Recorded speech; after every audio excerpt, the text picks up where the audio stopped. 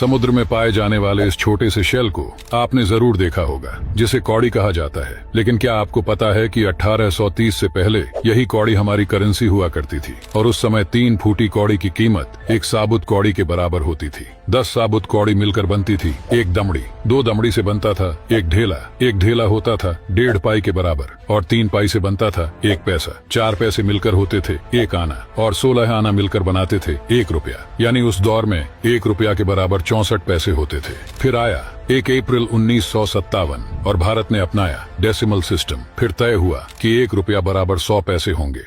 क्या आपको पता है कि बिल्लियां अपने पिछले पैरों को ठीक वहीं पर रखते हैं जहां उसने आगे वाले पैर को रखा था? लेकिन बिल्लियां ऐसा क्यों करते हैं? दरअसल बिल्लियों के इस चाल को डायरेक्ट रजिस्टरिंग कहते हैं और ऐसे चलने पर उनके पैरों से बिल्कुल भी कोई आवाज नहीं होती। इसीलिए बिल्लियां ऐसे सिर्फ तभी चलते हैं जब या तो उन्हें शिकार करना होता है या फिर जब वो नहीं चाहते कि कोई उनका पीछा करे, क्योंकि कम निशानों को देखकर शिकारी जानवर समझ ही नहीं पाते कि बिल्ली गई तो गई किधर।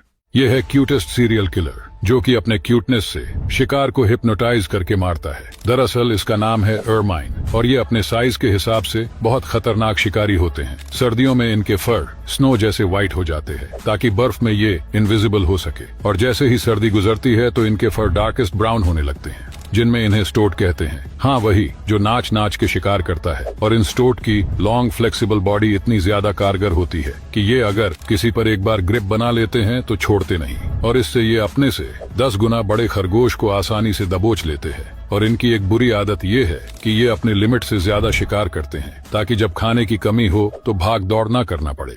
17 जनवरी 2025 को करीब 5:38 के आसपास अमेरिकी कॉन्टिनेंट के नजदीक कैरिबियन आइलैंड्स के ऊपर कुछ ऐसा फॉलआउट देखने को मिला। इस जगह पे मौजूद कुछ लोग इसे एस्टेरॉइड या फिर मीटियोरॉइड समझ रहे थे, और इस फॉलआउट की अलग अलग एंगल से कई सारी वीडियोस भी है। और हालात ऐसे भी थे कि बहुत सारे हवाई जहाजों को इस इलाके से डाइवर्ट कर दिया गया। दरअसल 200 टन वजनी स्पेस एक्स स्टारशिप फ्लाइट 7 की टेस्टिंग चल रही थी, जिसे फ्लाइट के बाद दोबारा सही सलामत लैंड भी करना था। मगर ये रॉकेट करीब 40 से 50 हजार फीट के ऊंचाई पर कुछ इस तरह से एक्सप्लोड हो गया। लेकिन अगर इसका मलबा किसी दूसरे देश के ऊपर गिरकर थोड़ी सी भी नुकसान करता तो इंटरनेशनल कानून के तहत अमेरिकी गवर्नमेंट को इसका कॉम्पेंसेशन देना पड़ता।